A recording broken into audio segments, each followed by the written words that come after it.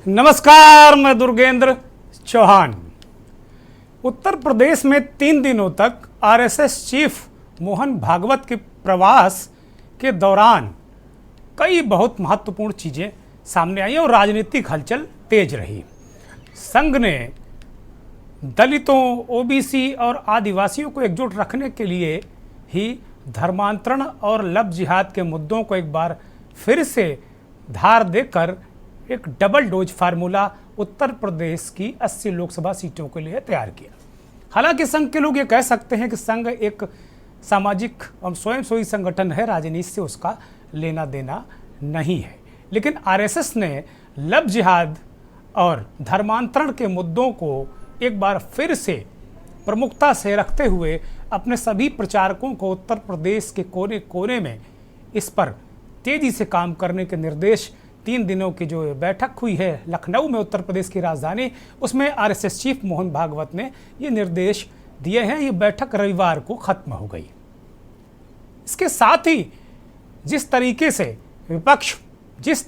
विपक्ष का जो पूरा कुनबा है इंडिया वाला गठबंधन, वो जिस तरीके से ओबीसी जनगणना को लेकर, जातीय आधारित जनगणना को लेकर, ओबीसी के हितों को लेकर, महिला आरक्षण को लेकर जिस तरीके से सरकार पर हमलावर हो रहा है, चाहे नरेंद्र मोदी की सरकार हो, चाहे अगर इन जो 4 राज्यों में जो चुनाव होने उन सरकारों का मसला हो, लेकिन वास्तव में जिस तरीके से ये विपक्ष जो हमलावर है उसके लिए भी आरएसएस ने एक प्लान तैयार किया है। एक संकेत और संदेश नीचे तक जाए, एक महत्वपूर्ण प्लान तैयार करके ये कहा गया है स्वयंसेवकों से कि वो नीचे तक इस बात को प्रचारित करें कि एक कुआं, एक मंदिर और एक शमशान सभी का होना चाहिए, चाहे वो दलित हो, पिछड़े हों, अगले हों, ठाकुर हो, ब्राह्मण हो।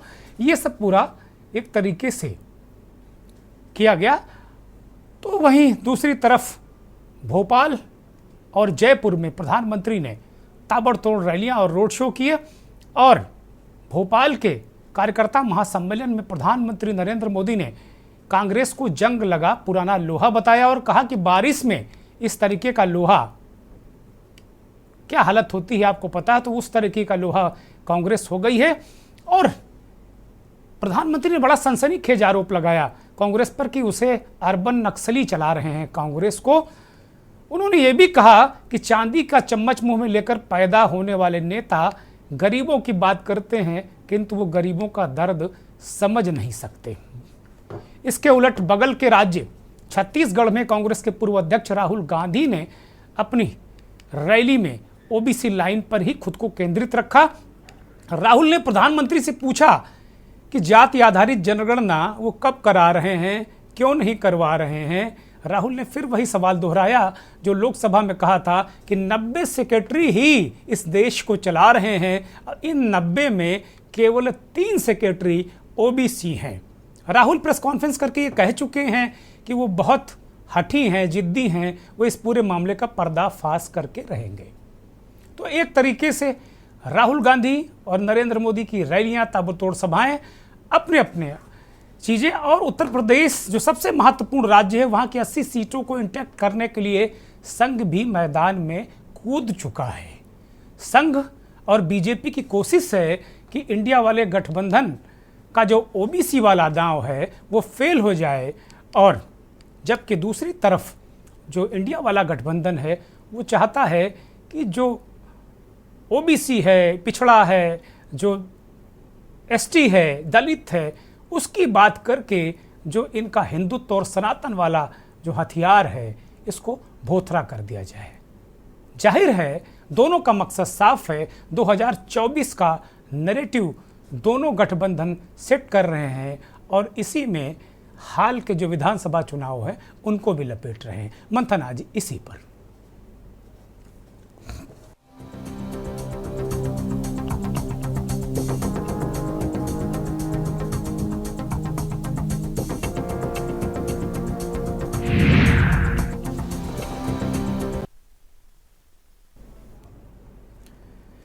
संघ ने धर्मांतरण और लव जिहाद को रोकने के लिए एक बड़ा प्लान तैयार किया है। जैसा कि हमने आपको बताया, आरएसएस प्रमुख की तरफ से जो निर्देश दिए गए हैं उसमें ग्रामीण इलाकों में संघ के कार्यकर्ता फोकस करें, खासतौर पर नौजवान छात्रों को हर धर्म के बारे में जानकारी देनी चाहिए। ऐसा लखनऊ की बैठक में आरएसएस चीफ ने कहा।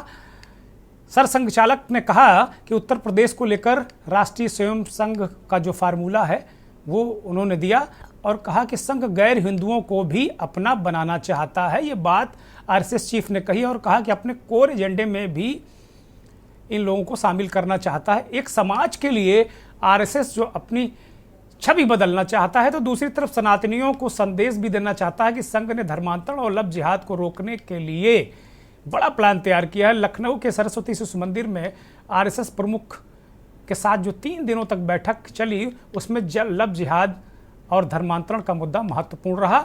संघ के चीफ भागवत ने यूपी के नेपाल से सटे इलाकों में धर्मांतरण को रोकने के लिए विशेष रूप से बहराइच, महाराजगंज, बलरामपुर और श्रावस्ती के इलाकों में सुनियोजित तरीके से जो धर्मांतरण चल रहा उसे रोकने के लिए एक गंभीर प्लान डिस्कस किया। शहरों के साथ गांवों में भी फोकस करना चाहिए, ऐसा भागवत ने कहा। इसके लिए हिंदू समाज को जागरूक करने की जरूरत है। ग्रामीण इलाकों में संघ के कार्यकर्ता फोकस करें, ऐसा आरएसएस चीफ ने कहा। संघ के प्रचारकों को कहा गया कि इन इलाकों में सघन जागरूकता अभियान चलाया जाए और ग्रामीण इलाकों में संघ के कार्यकर्ता फोकस करें। फैसला हुआ कि जो प्रचारक हैं वो लगातार संवाद बनाए, साथ ही सामाजिक धार्मिक कार्यक्रम भी लगातार चलते रहें। पिछले 3-4 दिनों से जो अवध प्रांत की बैठक चली, उस बैठक में भी डिस्कस ये किया गया और इसके अलावा बहुत सारे विभाग, संभाग, नगर कार्यवाह, तमाम तरीके के पदाधिकारी, अधिकारी शामिल हुए। साथ ही इस्लाम, ईसाई धर्म और उससे जुड़ी परंपराओं के बारे में भी कहा कि जो प्रचारकों को जानकारी होनी चाहिए। जागरूकता से ही धर्मांतरण को रोका जा सकता है। यूपी में किस तरीके से धर्मांतरण हो रहा, भागवत ने ये पूछा है बैठक में और पूरा उसका उन्होंने प्लान भी चेकआउट किया है। इस सवाल के जवाब में प्रचारकों ने उन्हें बताया कि अब युवाओं के बीच लव जिहाद से धर्मांतरण कराने के मामले बढ़े हैं। यूपी में अवैध धर्मांतरण को लेकर कड़े कानून बनाए गए हैं। इसमें 1000 से ज़्यादा लोगों को सजा भी हो चुकी है, लेकिन इस बारे में बहुत कम लोगों को पता है। इसकी कहीं कोई अभी तक प्रचार नहीं हुआ है। ऐसे में कानून के बारे में सबको जानकारी दी जानी चाहिए, ऐसा संघ की बैठक में डिस्कस हुआ। सभी धर्मों के बारे में जानकारी होनी चाहिए। कई ऐसे भी मामले आए कि जब लोगों के पास ये जानकारी नहीं थी और वो अंधेरे में कहीं ना कहीं दूसरे धर्मों के लिए प्रचार करने लगे। ये बात भी संघ की बैठक में डिस्कस हुई। संघ के कार्यकर्ताओं को जिम्मेदारी दी गई कि वह खुद हिंदुओं के बीच जाएं और धर्मांतरण के बारे में बताएं, उन्हें जागरूक करें कि सबसे पहला काम है जागरूकता। संघर्ष के बजाय जागरूक करना चाहिए। संवाद का रास्ता चुने, संघर्ष का रास्ता नहीं। अक्सर धर्मांतरण को लेकर इस तरह की घटनाएं होती हैं, इस पर भी उन्होंने नाराजगी जताई। संघ को बेवजह विवाद में नहीं पड़ना चाहिए, भागवत ने ये नसीहत दी। बहुत सारे इस तरीके के मसले डिस्कस हुए और विश्व हिंदू परिषद और अन्य आनुषंगिक संगठनों को भी हिदायत दी गई। कहा गया कि भाई आप लगातार इस पर काम करें और सारी चीज़ों को, लेकिन कुल मिलाकर अगर देखा जाए तो लव जिहाद के मुद्दे को बहुत प्रमुखता से संघ के इस कार्यक्रम, ये जो बैठक थी वहाँ उठाया गया। ये कहा गया कि सार्वजनिक स्कूलों, कॉलेजों, यूनिवर्सिटी में जाया जाए और पूरा फोकस नए वोटरों पर किया जाए, उन्हें हिंदुत्व की लाइन पर लाना है। ये बात साफ तौर पर बैठक में कही कि जो नए वोटर हैं उनको हिंदू, जो 20 साल, 18 साल, 20 साल, 22 साल के हैं, उनको हिंदुत्व की लाइन पर लाना है। संघ के प्रचारकों की विशेष टोली को विशेष जिम्मेदारी दी गई। प्रचारकों से कहा गया कि वो युवा जाकर जाएं और युवाओं के बीच में जाएं, वो बताएं, लिव इन रिलेशनशिप के बारे में डिस्कस करें, OTT के बारे में डिस्कस करें। बहुत सारी इस तरीके की जो नए जो माध्यम हैं उनके बारे में भी डिस्कशन करने के लिए ये कहा गया है। तो ये बहुत ही अहम और बड़ा महत्वपूर्ण मसला है। और एक तरीके से संघ प्रमुख ने ये भी महत्वपूर्ण बात कही कि एक मंदिर, एक शमशान है और एक कुएं पर भी जोर दिया। आमतौर पर यह आरोप लगता है कि दलितों को मंदिरों में नहीं घुसने दिया जाता। हिंदुत्व को लेकर तमाम जो तरीके के हाल में विपक्षी नेताओं का बयान आया, चाहे स्वामी प्रसाद मौर्य हो, चाहे स्टालिन हो, इन लोगों ने कहा कि हिंदुत्व कोई धर्म नहीं, ब्राह्मणवाद है, एक ब्राह्मणवादी मनोवादी व्यवस्था है और इसको लेकर लगातार बवंडर उठ रहा है। दक्षिण की एक और पार्टी AIADMK, जयललिता की पार्टी कभी हुआ करती थी, वो भी NDA छोड़ गई है क्योंकि सनातन वाले मुद्दे को लेकर उसकी भी राजनीति वहाँ गड़बड़ा रही थी। तो लगातार OBC, दलित और सनातन हिंदुत्व, इसको लेकर एक अलग तरीके का माहौल, जो विपक्षी दल हैं, खासतौर पर जो गैर कांग्रेसी दल हैं, वो ये इन सब चीज़ों को आगे रखकर जो जाति राजनीति जो दल करते हैं वो इस खांचे को ओबीसी और दलित और इसमें तोड़ना चाहते हैं। बीजेपी और संघ परिवार की ये कोशिश है कि इस पूरे जो खांचे को हिंदुत्व के खांचे में ही फिट रखा जाए, तभी उत्तर प्रदेश से नैया पार होगी। और पूरी तरीके से युवा वोटरों की बात आज प्रधानमंत्री ने वहाँ भी भोपाल में भी कही कि युवा वोटरों पर फोकस किया जाए। कार्यकर्ताओं से कहा गया कि उन्हें हिंदुत्व और सनातन की धारा पर लाया जाए। वही बात 3 दिनों तक लखनऊ में चली बैठक में मोहन भागवत ने कही। प्रधानमंत्री नरेंद्र मोदी ने किस तरह निशाना साधा कांग्रेस और विपक्ष पर, और राहुल गांधी का क्या सवाल है वो दोनों सुन लीजिए आप। हिंदुस्तान में हर जाति के कितने लोग हैं वो डेटा हिंदुस्तान की सरकार के पास पड़ा हुआ है। नरेंद्र मोदी जी वो डेटा पब्लिक को नहीं दिखाना चाहते। मैंने कास्ट सेंसस पे भाषण दिया, आपने देखा होगा, जैसे ही मैं कास्ट सेंसस की बात करता था कैमरा उधर हो जाता था। सेंसस हिंदुस्तान का एक्सरे है, इससे पूरे देश को पता लग जाएगा कि ओबीसी कितने हैं, दलित कितने हैं, आदिवासी कितने हैं, महिलाएं कितनी हैं, जनरल कास्ट के लोग कितने हैं। और एक बार यह डेटा हिंदुस्तान की जनता के हाथ में होगा तो फिर देश सब लोगों को लेकर, सब लोगों को भागीदारी देकर आगे चल पाएगा। और अब कांग्रेस ने अपना ठेका दूसरों को दे दिया है। कांग्रेस को अब कांग्रेस के नेता नहीं चला रहे, अब कांग्रेस एक ऐसी कंपनी बन गई है, नारों से लेकर नीतियों तक हर चीज आउटसोर्स कर रही है। और ये ठेका किसके पास है जानते हैं? कांग्रेस का ठेका अब कुछ अर्बन नक्सलियों के पास है। कांग्रेस में अब अर्बन नक्सलियों की ही चल रही है। ये ग्राउंड पर कांग्रेस का हर कार्यकर्ता महसूस कर रहा है। प्रधानमंत्री कह रहे हैं कि भाई कांग्रेस का ठेका कुछ अर्बन नक्सलियों को, ये अर्बन नक्सली कुछ लोगों को कहकर पिछले दिनों गिरफ्तारी भी 3-4 साल पहले हुई थी। बहुत सारे सामाजिक कार्यकर्ताओं को कहा गया था वो अर्बन नक्सली हैं और उन्हें गिरफ्तार किया गया। तो एक बार फिर प्रधानमंत्री ने अर्बन नक्सली वाली बात कही है और वो कह रहे हैं कि कांग्रेस को अर्बन नक्सली चला रहे हैं। और राहुल गांधी कह रहे हैं कि ये जो ओबीसी का जो डेटा है, जनगणना का जो आएगा, वो हिंदुस्तान का असली एक्सरे है और ये एक्सरे जनता से प्रधानमंत्री नरेंद्र मोदी छिपा रहे हैं। ये एक तरीके से 2 ध्रुवों पर भारत की राजनीति आ गई है। एक तरफ जो एनडीए है, प्रधानमंत्री के नेतृत्व में नरेंद्र मोदी लगातार कांग्रेस और उनके सहयोगियों पर हमला कर रहे हैं। कभी घमंडिया कहते हैं, कभी जंग लगा लोहा कहते हैं, कभी अर्बन नक्सली कहते हैं और वो पूछ रहे हैं। कांग्रेस लगातार इस बात का कर रही कि लड़ाई मोदी बनाम मुद्दे की है। सही बात है, लोग पूछते हैं ना कि मोदी के सामने चेहरा कौन, तो विपक्ष ने कह दिया कि मोदी के सामने चेहरा मुद्दे हैं, मोदी बनाम मुद्दे। हमारे साथ मेहमानों का एक पैनल जुड़ गया है, उससे पहले 2 महत्वपूर्ण ट्वीट आपको दिखा देते हैं। दिग्विजय सिंह पूर्व मुख्यमंत्री मध्य प्रदेश और वरिष्ठ पत्रकार पंकज झा का बड़ा महत्वपूर्ण ट्वीट है। दोनों ट्वीट आपकी स्क्रीन पर। लखनऊ में राष्ट्रीय स्वयंसेवक संघ के प्रमुख मोहन भागवत का प्रवास खत्म हो गया। दूसरे दिन भागवत ने कार्यकर्ताओं से दलित और गैर हिंदुओं के बीच जाकर काम करने की बात कही और दिग्विजय सिंह इस बात को कह रहे हैं कि ज़्यादा काम करने को कहा, साथ ही गुरुद्वारा, चर्च और मस्जिदों में जाकर लोगों से संपर्क करने की बात कही। क्या हिंदुत्व का मार्ग छोड़कर महात्मा गांधी का सर्वधर्म समभाव का मार्ग संघ अपनाएगा या केवल उसका चुनावी जुमला है?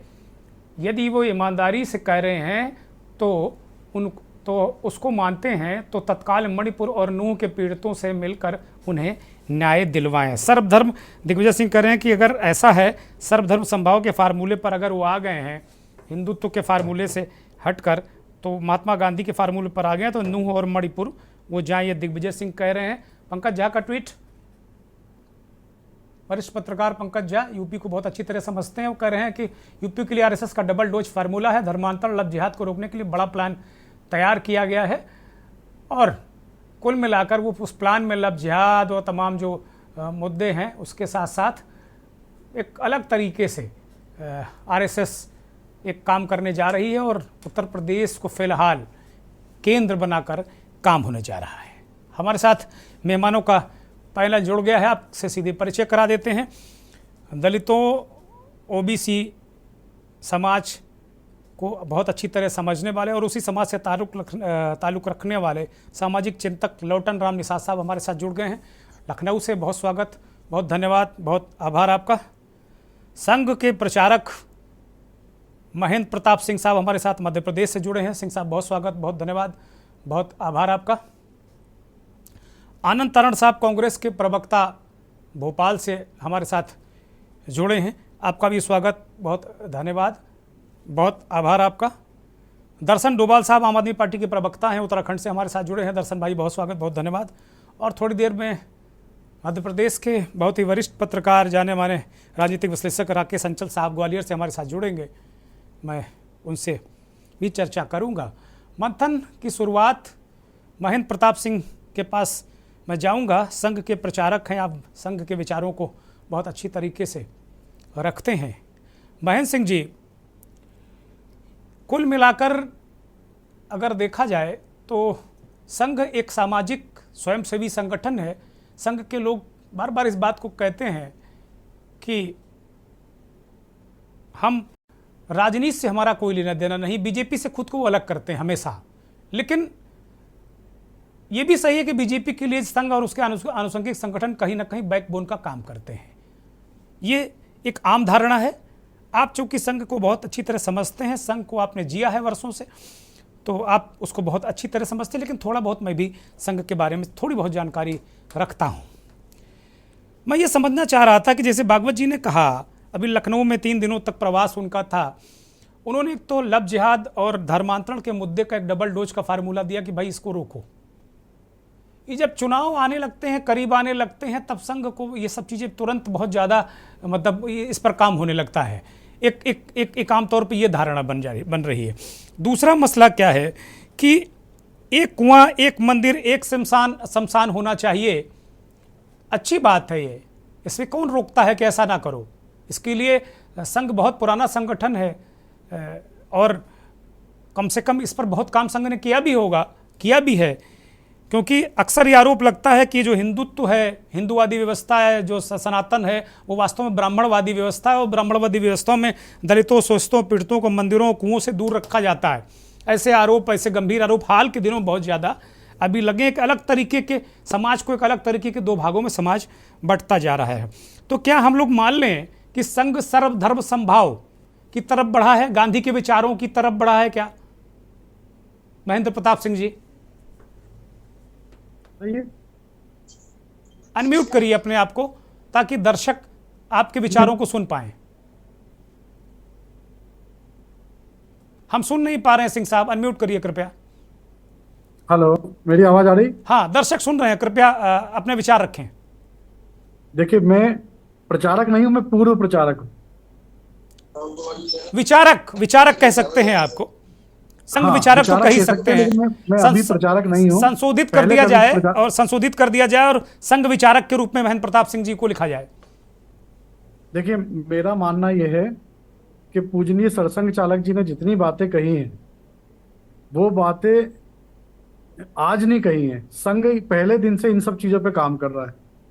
क्योंकि मीडिया का फोकस संघ के ऊपर अब आ गया है, इसलिए संघ को बारे में मीडिया की जानकारी ऐसी हो गई है कि संघ आज इन सब चीजों पे काम कर रहा है। संघ को काम करते हुए इन सब चीजों पे अब 100 साल होने वाले हैं। और हर चीज को चुनाव से जोड़ के देखना मेरे को लगता है कि ये बिल्कुल ठीक नहीं है। इसलिए ठीक नहीं है क्योंकि संघ तो एक सामाजिक संगठन है। संघ में कभी जात की बात नहीं होती, कभी पंथ की बात नहीं होती। संघ जो है स्वभाव पाकिस्तान में बोलता है कि मतलब सारे महापुरुषों का नाम लेता है। तो ये बात कि गांधी जी की बात हम, अरे भैया गांधी जी हमारे लिए पहले दिन से पूजनीय है। गांधी जी को कब अस्वीकार कर दिए? हम तो नहीं, गांधी मध्य जी को प्रदेश हमेशा के पूर्व मानते हैं। मुख्यमंत्री दिग्विजय सिंह ने सवाल उठाया है आज एक ट्वीट करके। वो कह रहे हैं कि भाई ये अच्छी बात है, अगर वो कह रहे हैं एक मंदिर एक कुआं, जो हिंदुत्व का जो उनका हार्ड लाइन है उसको छोड़कर अगर वो मंदिर मस्जिद गुरुद्वारा हर जगह जाना चाहते हैं, गांधी के सिद्धांत सर्वधर्म समभाव को अगर वो अपनाना चाहते हैं, तो ये तो अच्छी बात है। वो कह रहे हैं कि भाई इस दिशा में आए हैं क्या, वो सवाल पूछ रहे हैं। मैं फिर वही आपसे कह रहा हूँ कि हमारा जो समाज व्यवस्था है उसमें कहीं कहीं ऐसा लगता है कि कुछ चाहता है कि ये जो कहीं कहीं जो विभाजन है ये समाप्त हो। कुआं सबका एक है, शमशान सबका एक है। आप बताइए, आप जहां भी रहते होंगे उस शमशान घाट में अंत्येष्टि के लिए कोई भेदभाव है क्या? किसी कुएं में पानी भरने के लिए, वैसे तो कुएं बचे कितने हैं, लेकिन अगर बचे भी हैं तो वहां पे कोई भेदभाव है नहीं रहा। भगवान राम ने निषाद राज की पैरों को पूजा है, ये हमारे लिए सबसे आदर्श की बात है, और हम तो उसी सब चीजों को जी रहे हैं। आज हमको ये सब करते हुए 100 साल होने वाले। तो पूजनी सरसंघ चालक जी ने जो बात बोली वो बिल्कुल भी नई बात नहीं है। हम तो ये काम लगातार कर रहे हैं और आगे भी करते रहेंगे। अच्छा महेंद्र जी, ये लव जिहाद और धर्मांतरण ये बहुत बहुत जल्दी जल्दी याद नहीं आ रहा क्या? मतलब ये तो आप लोग बहुत दिन से, ये तो ताजा ताजा एजेंडा है, मतलब ये तो 100 सालों वाला नहीं है। अच्छा, अचानक जब मुद्दों की बात इस देश में छिड़ती है तो लव जिहाद आ जाता है। अगर कोई अपने हक हुकूक की, ओबीसी के हक हुकूक की बात होती है तो लव जिहाद और धर्मांतरण आ जाता है। अरे आप रोकिए उसको, क्या दिक्कत है उसमें? उत्तर प्रदेश या अन्य राज्यों में सरकारें हैं, कानून बनाया है, उसमें संघ की भूमिका तो नहीं होनी चाहिए उसमें कोई? देखिए, संघ की कानून व्यवस्था में, राजनीतिक व्यवस्था में ऐसी कोई सीधे तौर पे दखल नहीं है। हम लोग जन जागरण का काम करते हैं, जन जागरण से जो राजनीतिक दबाव बनता है उस राजनीतिक दबाव के आधार पर राजनीतिक दल काम करते हैं। नंबर एक। नंबर दो, मध्य प्रदेश के पुराना हिस्सा हुआ करता था जसपुर, वहां पे एक बड़े ट्राइबल नेता थे दिलीप सिंह जूदेव। तो वो तो चरण धोके बहुत सारे लोगों को वैसे ही घर वापसी कराते थे। ये कोई आज की बात थोड़ी है, तो 40 साल पुरानी बात है। दिलीप सिंह जी को गए हुए 15 साल से ज्यादा हो गए। तो आज आपको ऐसा क्यों लग रहा है कि ये सब आज हो रहा है? अरे भैया, ये सब पहले से हो रहा है। और घर वापसी ये कोई, क्योंकि हमारी पहचान सनातन है, कोई अगर अपनी पहचान को भूल रहा है और वो अगर वापस आना चाह रहा उसी है सनातन तो उसी पर महेंद्र सिंह जी, उसी सनातन पर तो सवाल उठाया। वो बहुत सारे इस देश के एक बड़ा वर्ग इस बात को कह रहा है कि सनातन ब्राह्मणवादी व्यवस्था है, सनातन कुछ है ही नहीं, ब्राह्मणों का रचा हुआ सब ये है। देखिए, किसी की अज्ञानता का कोई जवाब नहीं हो सकता। बहुत सारे अज्ञानी इस देश में पैदा हो गए, ये तो बड़ी दुर्भाग्य की बात है। नहीं, मेरे को ये नहीं मालूम कि अज्ञानी बहुत सारे हो गए नहीं, कि जब नहीं हुए। भाई बहुत लेकिन सारे अगर लोग कोई कह रहे अज्ञानी हैं, बनेगा, साउथ के बहुत सारे अगर लोग, कोई बहुत सारे लोग कह रहे हैं, उत्तर प्रदेश के स्वामी प्रसाद मौर्य जैसे लोग इस बात को कह रहे हैं कि भाई ये ब्राह्मणवादी नहीं, व्यवस्था, ये कोई हिंदुत्व नहीं है। स्वामी और संघ बार बार प्रसाद इसी मौर्य खांचे में जो ओबीसी है, दलित है, पिछड़ा है, उसको एक साथ लाने की कोशिश करता ताकि भारतीय जनता पार्टी को राजनीतिक लाभ हो, ऐसी धारणा है लोगों की। देखिए, स्वामी प्रसाद मौर्य एक अच्छे नेता हो सकते हैं, लेकिन वो ज्ञानी व्यक्ति हैं, ये कहना बहुत ठीक नहीं है। और जहां तक मैं अज्ञानी की बात कर रहा हूं, तो अज्ञान तो कोई कहीं भी आ सकता है ना। नहीं, मैं कोई ज्ञान और सर्टिफिकेट अज्ञान, नहीं दे रहा हूं, माफ कीजिएगा, मेरी कोई हैसियत नहीं किसी को ज्ञानी अज्ञानी देने के सर्टिफिकेट की।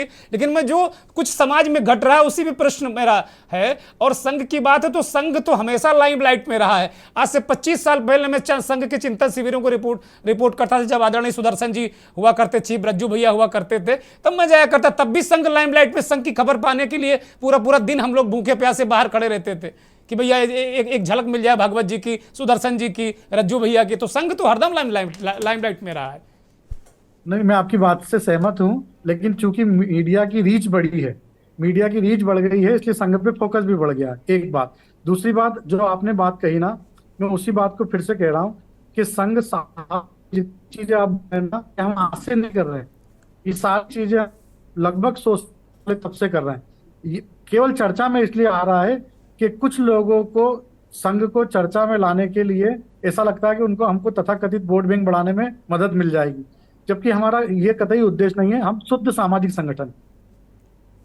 चलिए, अब ये तो मैंने अपनी भूमिका में ही कह दिया था कि संघ इस बात को कभी मानता ही नहीं है, संघ के लोग कभी मानते ही नहीं हैं कि वो राजनीति से उसका कोई लेना देना है। लेकिन ये भी सार्वभौम सत्य है कि संघ के बिना बीजेपी की जो रीढ़ है इतनी मजबूत हो नहीं सकती। हमारे साथ दो और मेहमान जुड़ गए हैं। राकेश अंचल साहब, बहुत ही वरिष्ठ पत्रकार, राजनीतिक विश्लेषक, हमारे साथ जुड़े हैं ग्वालियर से। आपका बहुत स्वागत राकेश जी।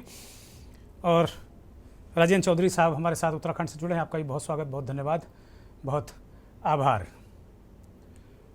ब्रेक से पहले संघ के विचारक महेंद्र प्रताप सिंह जी ने बहुत सारी बातें कही। उन्होंने कहा कि कुछ लोगों को संघ को चर्चा में ला के फायदा होता है, इसलिए संघ को चर्चा में लाते। संघ तो एक सामाजिक संगठन, राजनीति से उसका बहुत लेना देना नहीं। मैं रुख आनंद तारण का करूंगा, भोपाल से हमारे साथ जुड़े हैं। आनंद जी, प्रधानमंत्री ने आज भोपाल में भी कार्यकर्ताओं से कहा कि कांग्रेस पार्टी जो है वो एक जंग लगा लोहा है, और एक बड़ा गंभीर आरोप उन्होंने लगाया है। उन्होंने कहा कि भाई ये जो अर्बन नक्सली कांग्रेस को चला रहे हैं, बहुत गंभीर आरोप है। वो कह रहे हैं अर्बन नक्सली कांग्रेस को चला रहे हैं, कांग्रेस जंग लगा लोहा है, और चांदी की चम्मच जो मुंह में लेकर पैदा होते हैं वो गरीबों को क्या जाने। एक तो इस पर आपकी टिप्पणी। दूसरा, जो संघ है, संघ ने लब जिहाद और जो मंदिरों और कुओं में जो भेद है, वो कह रहे हैं कि भाई अब मंदिर मस्जिद हर जगह जाओ। भागवत जी का जो 3 दिवसीय प्रवास था उत्तर प्रदेश में, उन्होंने संदेश दिया कि भाई धर्मांतरण रोको, लब जिहाद रोको, मंदिर मस्जिद गिरजाघर जाओ। दिग्विजय सिंह ने सवाल भी पूछा है कि क्या आप गांधी जी के रास्ते पर आ गए हैं क्या? अनंत तारण, अनम्यूट करिए, हम आपको सुन नहीं पा रहे हैं। तारण जी अनम्यूट करिए। आवाज आ रही है? हाँ बोलिए कृपया। देखिए, भारतीय जनता पार्टी का पूरा कुरमा आज से 9 साल पहले बोलता था कि कांग्रेस मुक्त भारत, लेकिन 9 साल से 9.5 साल हो गए कांग्रेस की नाम के माला जपते रहते 24 घंटे जी। चाहे प्रधानमंत्री हो, चाहे यहाँ का मध्य प्रदेश का मुख्यमंत्री शिवराज सिंह चौहान हो। आज आपने देखा होगा पूरे टाइम कांग्रेस का नाम ही लेते रहे, उन्हें अपनी योजना की बात नहीं करी। और योजनाएं उन्होंने रानी दुर्गावती बोल दिया। भाई रेलवे स्टेशन का नाम उन्होंने रानी दुर्गावती बोल दिया। ये कौन सा रेलवे स्टेशन उन्होंने बना दिया रानी दुर्गावती के नाम का? तो ये देख लीजिए किस तरह से टंग स्लिप हो गई होगी, टंग स्लिप हो गई। नेता हैं, इतना सारा बोलते हैं दिन भर में, टंग स्लिप हो गई होगी। अरे भाई, आप करो तो टंग स्लिप और हम करें तो फ्लॉप। ये चरित्र आजकल भारतीय जनता पार्टी का। देखिए, प्रधानमंत्री पूरे देश के हैं, हमारे भी हैं, आपके भी हैं, भारतीय जनता पार्टी के लोगों के भी हैं। लेकिन प्रधानमंत्री के मुख से इस तरह के सत्तापली, क्या हिंदुस्तान, आजाद हिंदुस्तान के बाद इस तरह से किसी देश के प्रधानमंत्री ने इस तरह की अपनी वाणी का प्रयोग किया? दूसरा, ये सब भारतीय जनता पार्टी का फ्रस्ट्रेशन है। ये इनको पता है कि मध्य प्रदेश, छत्तीसगढ़, राजस्थान और उसके बाद दोनों राज्य, यहाँ से भारतीय जनता पार्टी की चलाचली की वेला। आप सबके चैनल बता रहे हैं कि आज भारतीय जनता पार्टी ये घोषणाएं जो कर रहे हैं, निश्चित रूप से जनता देख रही है, सब चीजों को देख रही है। जो 18 साल में उन्होंने नहीं किया, करें मोदी की गारंटी है, मोदी की गारंटी है, वो करें मोदी की गारंटी है। 24 में भी यही गारंटी रहेगी, और अभी तो है ही है। मोदी की गारंटी हो, करें मोदी का नाम ही गारंटी है। देखिए दुर्गेश जी, गारंटी किस बात की? कहाँ है 2 करोड़ नौजवानों को रोजगार? कहाँ है काला धन? कहाँ है 15 लाख रुपए? कहाँ है हमारा सर से माता झुक रहा था?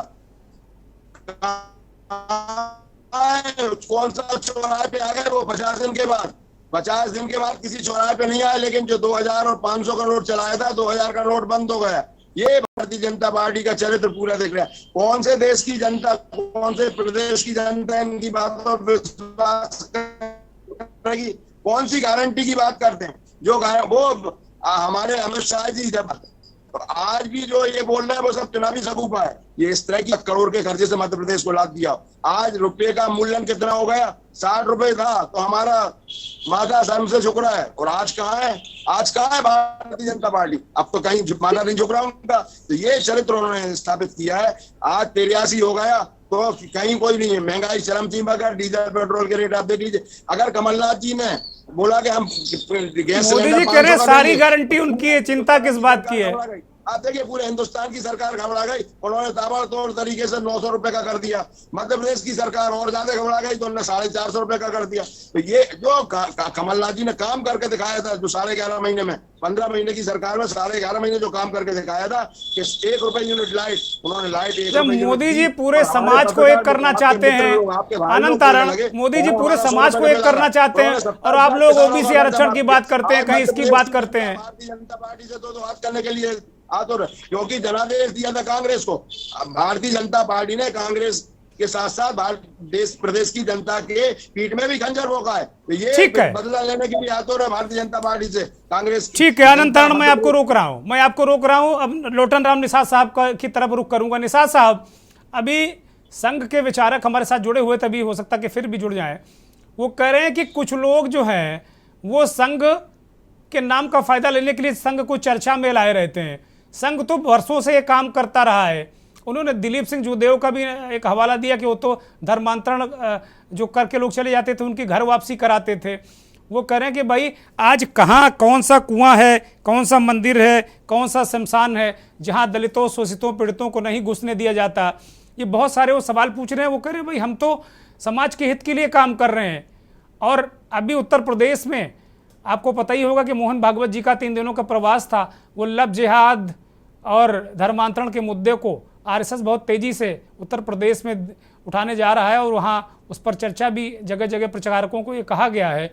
और साथ ही साथ ये भी चल रहा है कि सभी धर्मों, समभाव, सभी धर्मों के जो धर्मस्थल हैं उनसे मिलो, उनके पास जाओ, और साथ ही साथ दलितों, शोषितों, पीड़ितों के बीच समन्वय स्थापित करो, कहीं कोई छुआछूत जैसी स्थिति न रहे, मंदिर, कुआं, शमशान एक हो।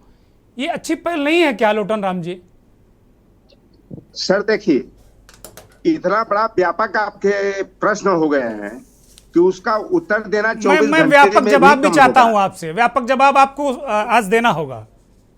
जी, मोहन भागवत जी ने लव जिहाद की बात किया। अगर कोई हिंदू लड़का हिंदू लड़की के साथ अगर बदतमीजी करता है या प्रेम का इजहार करके अगर वो उसके साथ धोखाधड़ी करता है तो ये क्या होगा? क्या मुसलमान और हिंदू या ईसाई और हिंदू के बीच में ही ये मामला होता है क्या?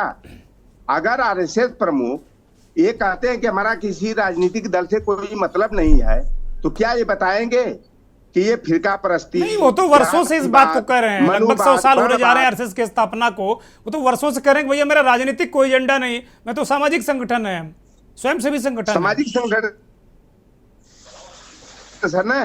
तो ओबीसी की जनगणना करा ले, ओबीसी की जितनी जनसंख्या है उसके अनुपात में।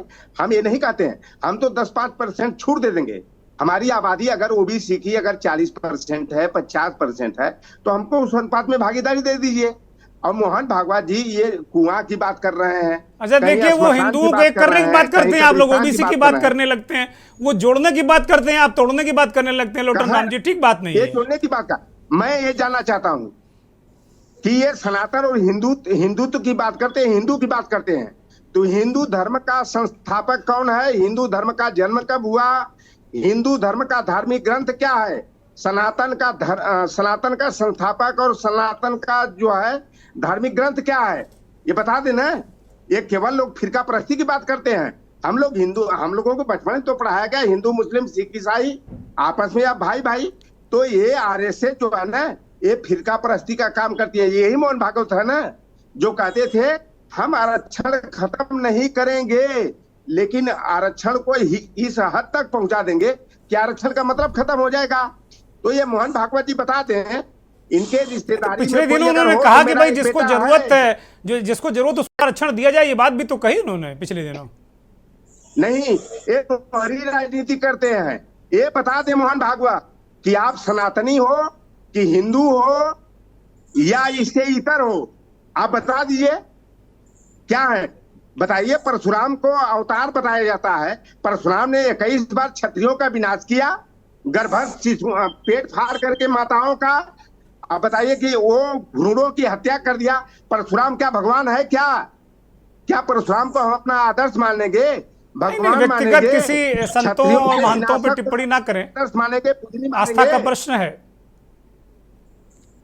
सर।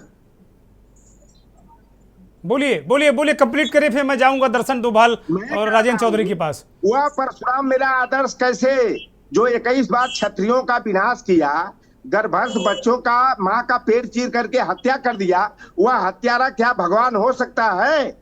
इस ये आपके धर्म विचार को हो मैं कतई सकते नहीं हैं, मान सकता। ये आपके विचार हो सकते हैं, निजी विचार हो सकते हैं आपके। नहीं, मेरा नहीं, आपका।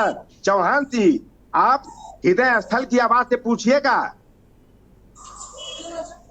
चलिए जो समता ममता भाईचारा की बात न करे, देश के विकास की संघ बात यही न तो करे। कहता है, समता ममता की बात तो संघ कहता है, आप लोग उसको क्यों गलत तरीके से परिभाषित करते हैं जी? संघ समता ममता ही की तो बात कर रहा है, कह रहे भैया एक कुआं होना चाहिए, एक नहीं, शमशान होना ये चाहिए, अपना आदर्श एक किसको मंदिर मानते हैं? होना चाहिए। संघ वालों से पूछिए, एक गुरु गोलवलकर को अपना आदर्श मानते हैं कि राम को मानते हैं कि कृष्ण को मानते हैं कि अम्बेडकर को मानते तो हैं? कह रहे हैं हम गांधी भी हमारे आदर्श हैं, गोलवलकर भी राम को आदर्श मानते है, हैं, तो तो कह हमारे गए आदर्श नहीं। मैं क्षत्रिय विनाशक नहीं, मैं मानवतावादी हूँ, मैं अम्बेडकरवादी हूँ, मैं इस संविधान में विश्वास रखता हूँ। वो कह रहे हैं सभी पे विश्वास करते हैं, अम्बेडकर, गांधी, गोलवलकर सभी विश्वास करते हैं। दीनदयाल उपाध्याय जी की विजयादशमी 1925 में जब आरएसएस का गठन नागपुर में हुआ, किसकी फोटो रखी गई थी? हिटलर, नेपोलियन बोनापार्ट की रखी गई थी, मुसोलिनी की रखी गई थी। तो क्या यह मानवतावादी है? क्या यह मानव के हित की मीमांसा रखता है? चलिए लोटन राम जी, मैं आपको रोक रहा हूं, मैं अब दर्शन डोभाल का रुख करूंगा। दर्शन जी, मैं आपके पास आ रहा हूं। उत्तर प्रदेश से सटा उत्तराखंड भी राज्य है, और एक तरीके से उत्तर प्रदेश में 3 दिनों तक एक बहुत गहन मंथन और उससे पहले सरकार के साथ एक बैठक हुई। लव जिहाद और इस तरह जो धर्मांतरण, इन 2 मुद्दों पर खास चर्चा हुई। फिर जो तीसरा मुद्दा अहम था कि भाई कुएं, तालाब, शमशान, मंदिर सब एक होने चाहिए, मंदिर मस्जिद सब एक साथ लोगों को जाना चाहिए, संघ के लोग जाएं, सभी धर्मों के लोगों से मिलें। ये लव जिहाद इस वक्त, लव जिहाद और धर्मांतरण, ये इस वक्त, मैंने अभी संघ के विचारक से भी सवाल पूछा था तो वो कह रहे तो हमारे एजेंडे में हरदम रहता है, लेकिन जब चुनाव राज्यों में है, लोकसभा का चुनाव है, अचानक इस मुद्दे को उत्तर प्रदेश से एक बार फिर गर्म करने के पीछे क्या मंशा हो सकती है? दर्शन डोभाल, अनम्यूट करिए। बिल्कुल चौहान साहब, आपने मेरे मुंह की बात छीन ली। वैसे तो आपने एक शब्द कह दिया जो मैं कहना चाह रहा था कि जब जब चुनाव आता है तो मोहन भागवती और आरएसएस के लोगों को काम थोड़ा सा ज्यादा बढ़ जाता है, मशक्कत ज्यादा बढ़ जाती है, क्योंकि आगे लोकसभा चुनाव है। तो बिल्कुल निश्चित तौर पर बहुत मशक्कत में लगे हुए हैं, बहुत पसीना बहा रहे हैं और घर घर जाने का काम करेंगे। लेकिन मैं कहना चाहता हूं, अगर आप घर घर जा रहे हैं, कॉलेज में जा रहे हैं, स्कूलों में जा रहे हैं प्रचार करने के लिए, तो पहले तो आप ये बताइए कि जो आरएसएस से कोई ऐसे दुष्ट पैदा ना हो जैसे विदुड़ी।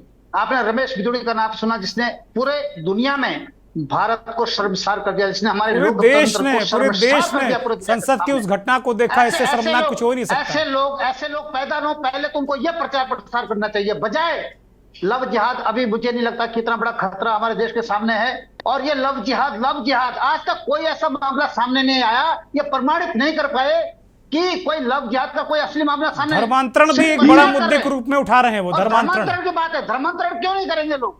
जिस पार्टी के अंदर, जिस संगठन के अंदर रमेश विदुड़ी जैसे लोग, और यहाँ विनोद आर्य, उत्तराखंड में विनोद आर्य, उसका बेटा पुलकित आर्य, जो एक बेटी की, हमारे उत्तराखंड की बेटी की निर्मम हत्या कर देते हैं, और वो भारतीय जनता पार्टी के लोग उसको बचाने का काम करते हैं। और भारतीय जनता पार्टी के लिए सुरक्षा कवच कौन बनता है? आरएसएस। और जहां तक ये बात अभी मैं सुन रहा था कि आरएसएस की कोई भूमिका नहीं होती है, ये एक सामाजिक संगठन, मैं मानता हूं ये बहुत पुराना सामाजिक संगठन हो सकता है, लेकिन इनको लगा कि सत्ता में आने के लिए हमें सत्ता का भी सुख भोगना है, तो इसलिए उन्होंने क्या करा कि जो राजनीतिक इकाई जो उन्होंने बनाई है 40-42 साल पहले, तो उसको ला करके आज उसके अंदर उनकी इतनी दखलंदाजी है कि सभी लोग जानते, पूरे हिंदुस्तान के लोग जानते हैं कि इनकी दखलंदाजी के बगैर किसी को टिकट नहीं मिल सकता है। किसी को भी आरएसएस की सलाह के बगैर टिकट नहीं दिया जाता है। और यहां तक अगर इन्हें लगता है, और एक चीज और मैं ऐड कर दूं, आरएसएस की कोई विचारधारा अस्थायी विचारधारा नहीं है, क्योंकि ये बीजेपी के लिए काम करते हैं। बीजेपी मतलब आरएसएस ही हो गया एक तरह से, आरएसएस बोलो या बीजेपी बोलो, दोनों चीज तो दोनों एक ही चीज हो गई। तो मैंने ये माँ बेटे हैं। और मैं आपको बताना चाहता हूं सर कि मैं प्रमाणित कर सकता हूं इस बात को, मैं नाम लेकर कह दूंगा उस नेता का कि जो नेता भाजपा में कभी रहा ही नहीं, जो भाजपा को छोड़कर के गया 12 पार्टी में घूम कर आया, उन दोनों को, पति पत्नी को, दोनों को जो है एमएलए का टिकट दे दिया इन्होंने, क्योंकि वो जिताऊ कैंडिडेट है। तो इनको हर हाल में सत्ता चाहिए, चाहे आरएसएस हो या बीजेपी हो। ये मैं एक ही बात कहता हूं, मैं आरएसएस और बीजेपी को अलग कभी नहीं समझता। तो ये वो संघ है, वो संगठन है जो सिर्फ सत्ता का सुख भोगना चाहता है और सत्ता के मजे लेता है, और उसमें पूरी दखलंदाजी इनकी रहती है। लेकिन इस समय जो असली मुद्दा है आरएसएस का, वो यह है कि इनको अभी किसी तरह से ध्यान भटकाना है। मैंने कहा ठीक ना बात है। कि ये आरएसएस बीजेपी का सुरक्षा कवच है, क्योंकि इस समय महंगाई, बेरोजगारी चरम पर है, उससे ध्यान भटकाने के लिए, और क्योंकि सामने चुनाव भी है, तो चुनाव में घर घर जाकर प्रचार करेंगे, बीजेपी के लिए वोट मांगेंगे, लेकिन ये बृजभूषण की बात नहीं करेंगे। आरएसएस के मोहन भागवत जी कभी बृजभूषण की बात नहीं कहेंगे, वो पुलकित आर्य और विनोद आर्य का नाम नहीं कभी लेंगे। ठीक है दर्शन भाई, मैं आता हूं आपके पास, जरा राजेंद्र चौधरी को ले लूं चर्चा में, और राकेश जी भी काफी देर से जुड़े हुए। दर्शन भाई मैं आ रहा हूं आपके पास। राजेंद्र चौधरी जी, लव जिहाद और धर्मांतरण, संघ ने इन पर बहुत गंभीर चिंता व्यक्त की है। छुआछूत और जो लगातार आप लोग ओबीसी आरक्षण और ये सब अलग अलग जो जातियों को तोड़ने की बात करते हैं आप लोग, उस पर भी गंभीर चिंता व्यक्त की, और वो कह रहे हैं कि भाई हम लोग जाएंगे, और खास तौर पर जो 20 साल का युवा है उसको कह रहे हैं कि सनातन की विचारधारा से कन्विंस करो। राजेंद्र चौधरी जी।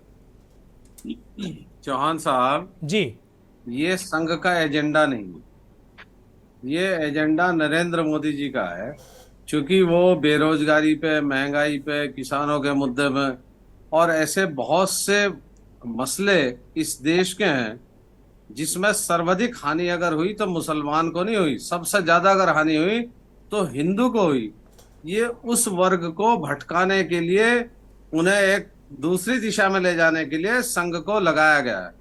अगर संघ राजनीतिक संगठन नहीं है, सामाजिक संगठन है, तो जैसे अभी डोभाल जी कह रहे थे, ब्रजभूषण शरण सिंह, कुलदीप सेंगर और हमारे महाराज मछली शहर वाले स्वामी चिन्मयानंद जी, ऐसे लोगों को ये सामाजिक ज्ञान दे ताकि भाजपा के लोग आम महिलाओं के प्रति दूसरा भाव रखें। अभी तो ये टूट के पड़ रहे हैं महिलाओं पर। इस देश में जब किसान धरने पे बैठा था उस समय ये संघ कहां था?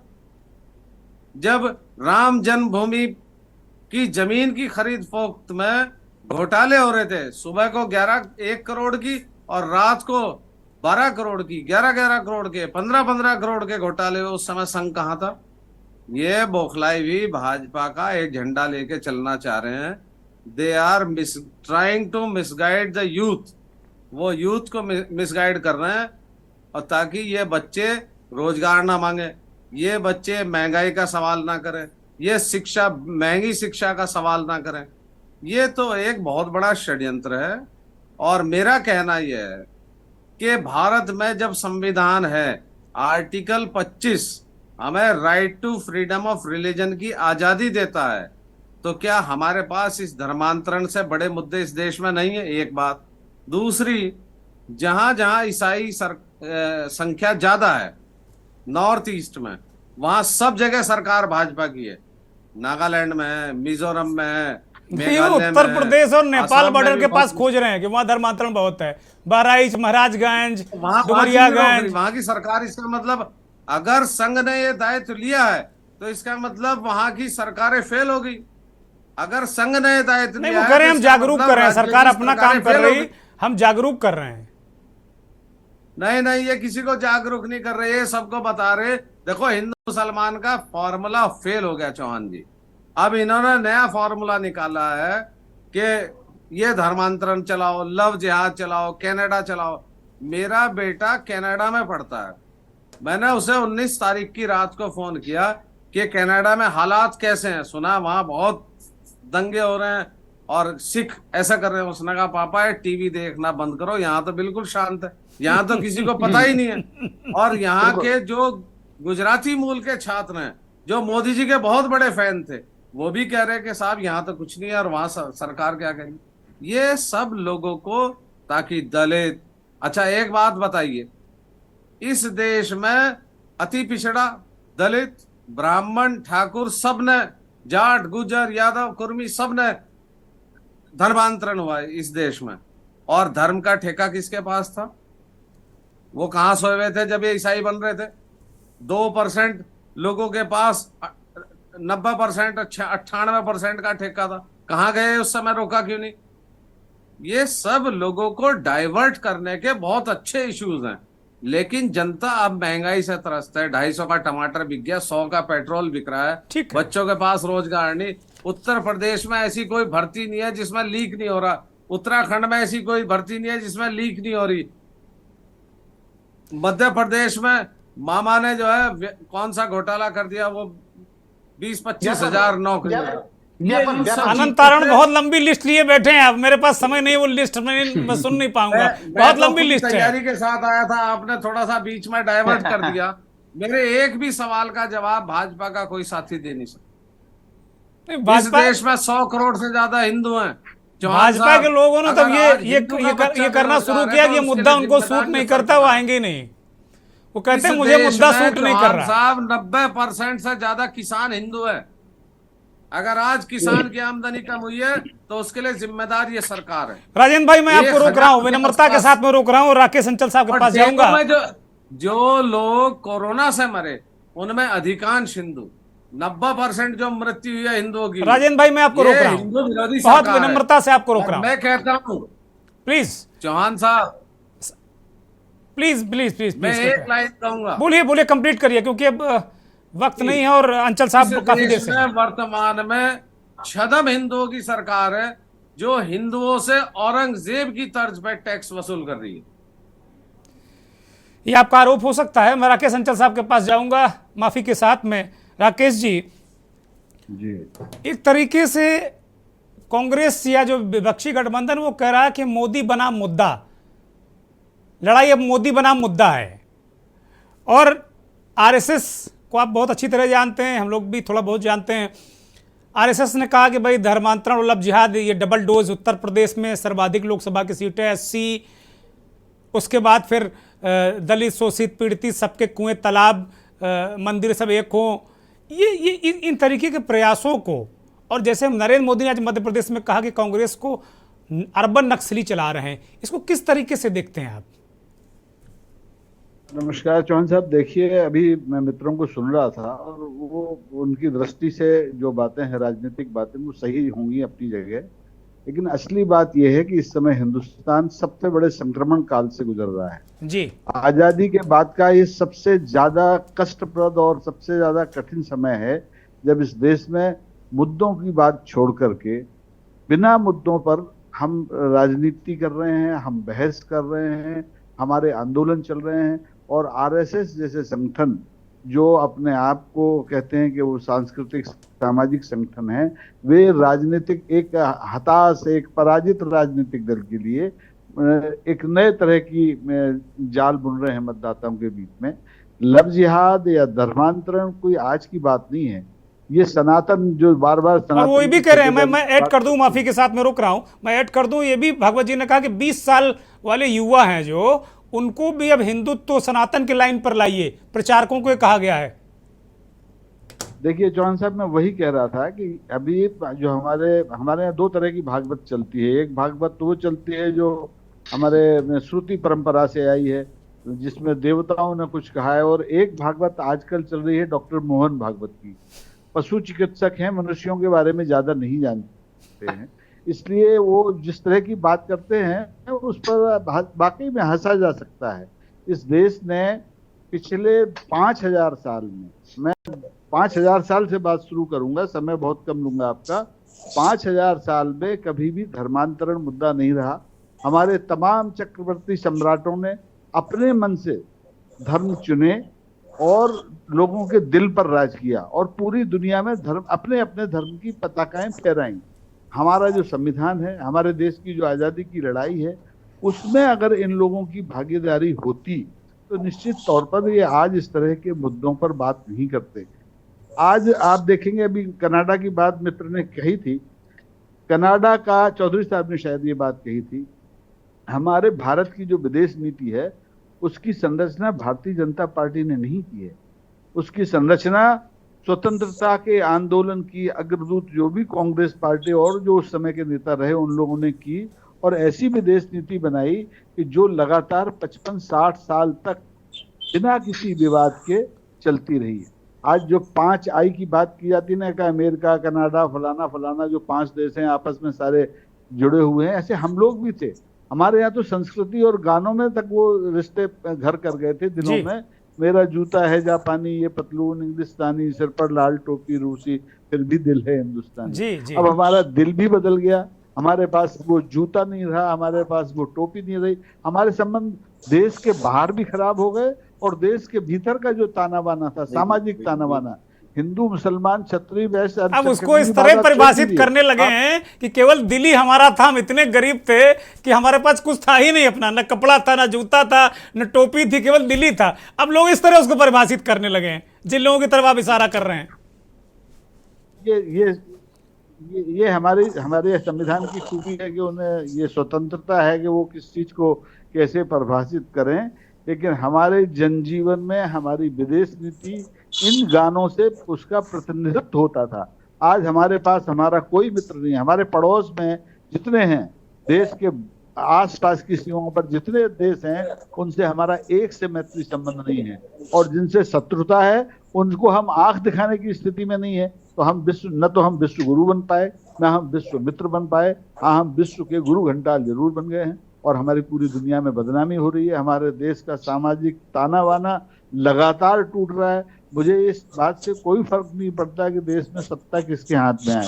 राजनीतिक दल है, सत्ता में आएंगे जाएंगे, और उनका ये धर्म है जनता के कल्याण के लिए सत्ता हाथ में होनी चाहिए, लेकिन उस तरह से हासिल करना चाहते हैं जनता को भ्रमित करके, जनता को बरगला के, जनता को मूल मुद्दों से हटा के।